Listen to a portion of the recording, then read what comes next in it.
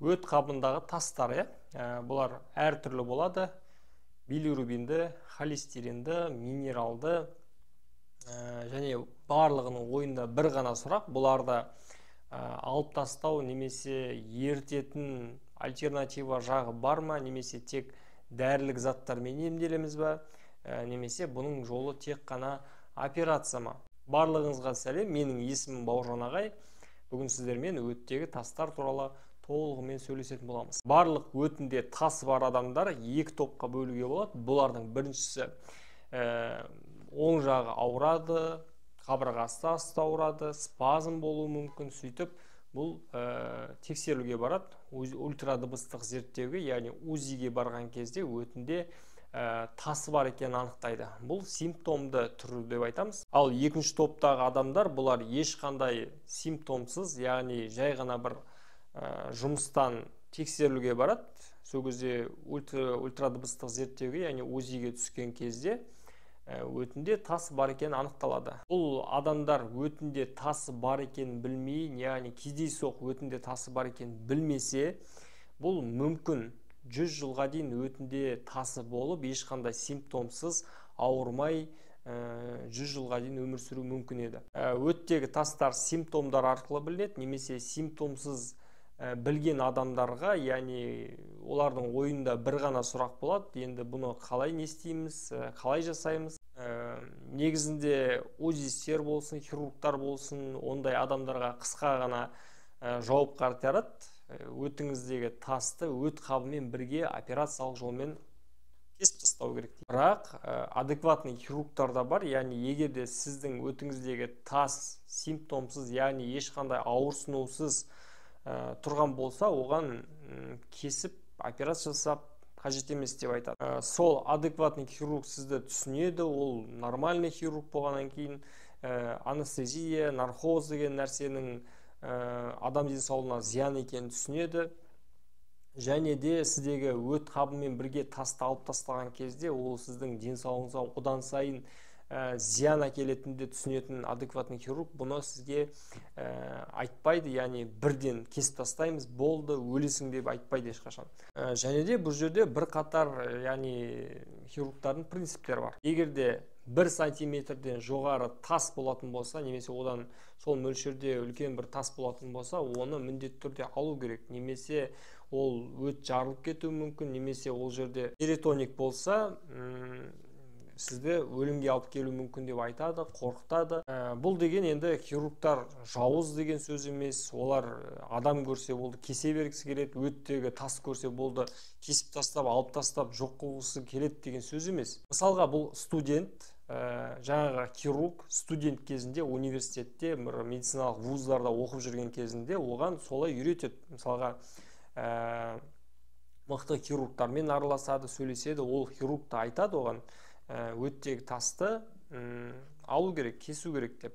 Оның көз алдында бір картина пайда болады, логика жоқ, өттегі тасты көрдің ба, болды, кесу керек деп ойлайды, ол дұрыс па? Енді бұл альтернатива жағын ол басқа бір мамандар айтпайды ғой. Бұл протокол барлық Азия мемлекеттерінде қолданылады. Барлық мемлекеттік мекемелер сіздің өтіңіздегі тасты алу керек деген принциптермен, яғни өт қабымен бірге алып тастау деген принциптермен жұмыс жасайды. Ал енді өт қабындағы тастардың пайда болуы туралы айтатын болсақ, ол өте қарапайым. Өт қабынан қандай да бір жағдайда өт сұйықтығы дұрыс тамбауының әсерінен осылай тастар пайда болады. Ол өт түкшесін барып жауып тастайды, бітеп тастайды, яғни фатер сосочек немесе 12 шек деп айтады. 12 шек не только жаңағы өттегі тасты пайда болдырады, не только ол ауырсыну тудырады. Бұл жерде ұйқы безі деген нәрсе бар. Ұйқы безімен тікелей байланысты, ұйқы безінің панкреатитін ауырсынуларын тудыруы мүмкін. Бұл 12 шек деген әжептәуір ұйқы безінің қызметін бұзып тастайды негізінде. Ал енді сұрақ пайда болады. 12 шек неге бітеледі? Бұл кәдімгі қарапайым спазм, стресс. Ал енді бұл жерде қарапайым сұрақ пайда болады. Яғни холеда, өт түгі неге бітеліп қалады? Бұл қарапайым нәрсе, бұл қарапайым жауап, бұл стресс. Бұл жай ғана стресс емес, өте қатты стресс, жиі болып тұратын стресс. Ал бұл стресс деген 12 шекке өте қатты әсер ете алады. Бұл өт қабындағы тас деген деп бірден пайда болып кетпейді. Бұл жылдар бойы қайталанып, жиі қайталанып жатқан күйзелістің әсерінен өт тасы пайда болады. Мысалы, сіз жұмыс жасайсыз, бір мекемеде жұмыс жасайсыз. Ол жерде бір айғайлай беретін бір сіздің бастығыңыз бар. Ол сіз айғайлаған сайын сіз ашуланасыз, ренжисіз, қатты бір күйзеліске түсесіз. Осылай күнделікті жаңағы айғайлағыш сіздің бастығыңызбен жұмысыңыз күнде жүріп жатады. Бұл кәдімгідей сіздің өт қабыңыздағы, яғни тастардың пайда болуына алып келеді. Яғни 12 ішектің жиі спазмына алып келеді. Мысалға, сіз ұйқыдан тұрдыңыз азанғы уақытта. Ұйқыдан тұрған кезде сізге жұмысқа бару керек, есіңізге бастығыңыз түсті, қазір айғайлай беретін, сізге стресс пайда болды. Жұмысқа барасыз, ол айғайлауы мүмкін, немесе айғайламауы мүмкін. Аптасына бір 2-3 ретте сол бастығыңыз сізге ұрса береді, сөйтіп бұл қайталана береді жылдар бойы.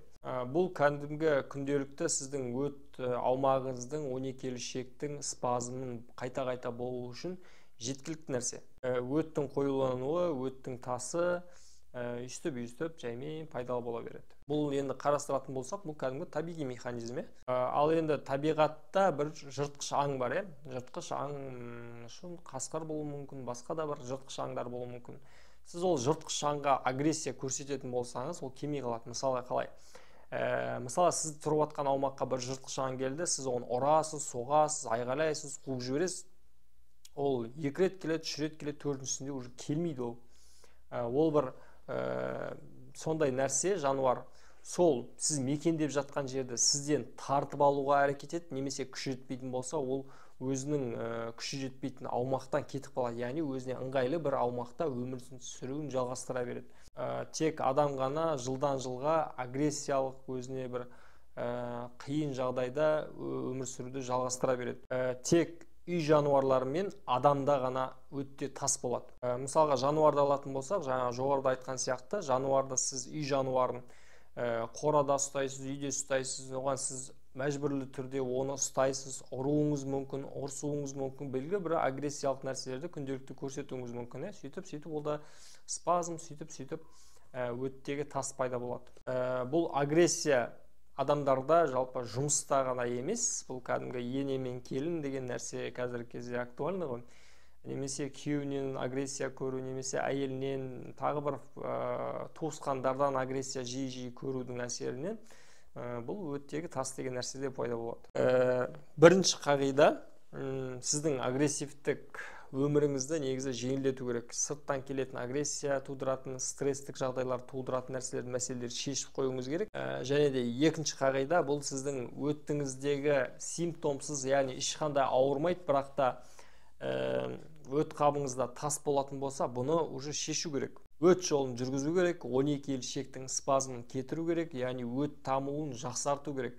Егер сіз осылай өтіңіздің жүруін қамтамасыз етіп, 12 ішектің спазмын ашып, жақсартып қоятын болсаң, сізге ешқандай да ауырсыну, яғни ешқандай да проблема болмайды. Өміріңізді жақсы өмір сүріп жалғастыра бересіз. Өйткені ауру бұл өт қабындағы тастың әсерінен емес, спазмның әсерінен, яғни 12 ішектің дұрыс жұмыс жасамауынан пайда болады бұл симптомдар, ауырсыну деген. Спазмды толықтай алып тастау үшін, оның жақсы жұмысы үшін сізге висцералды терапия керек. Ал енді бұны өттегі спазмды қалай кетіру керек, оны мен сіздерге келесі видеоларда көрсетіп, кәдімгідей жасап көрсететін боламын. Ал енді өттегі тастарды тікелей алып тастайтын жолдары бар. Литоэкстракция дейді. Бұндай біздің Қазақстанда қазір жоқтың қасы. Альтернатива жағын қарайтын болсақ, қазір кезде кеңінен қолданылатын бұл жусаның настойкасы ішіледі. Құрметті көрермендер, менде бүгінге осы. Менің каналыма жазылып қойыңыздар. Мен сізге ешқандай дәрігер және де басқа да медицина мамандары бөліспеген жақсы пайдалы ақпараттармен бөлісетін боламын.